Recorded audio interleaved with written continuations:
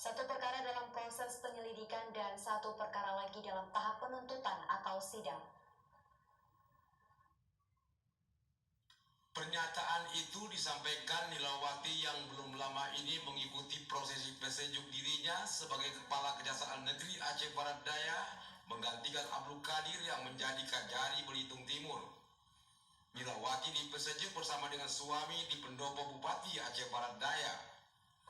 Penanganan tindak pidana korupsi tidak semudah membalikan telapak tangan karena harus didasarkan ketentuan dan alat bukti. 2 pekan lalu, tim Kejari Abdia telah melimpahkan satu perkara korupsi senilai 468 juta rupiah ke Pengadilan Tipikor Banda Aceh, yaitu pembangunan proyek Jeti Muara yang menelan anggaran 2,3 miliar rupiah dengan tersangka MUL, PPK, dan MN pihak rekanan.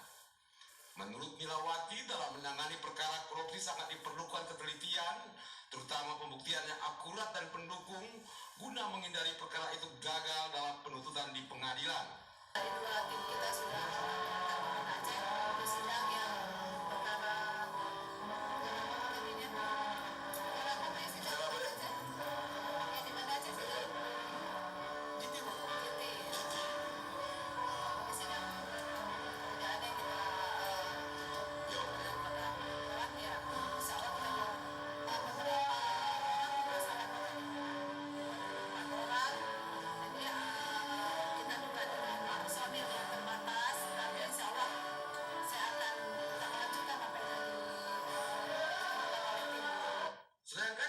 Dugaan korupsi SPPD fiktif dengan tersangka 24 anggota DPRK Abdia, ungkap Nilawati, saat ini tahap penyelidikan dan perlu diambil keterangan terlebih dahulu sebelum dilimpahkan ke pengadilan.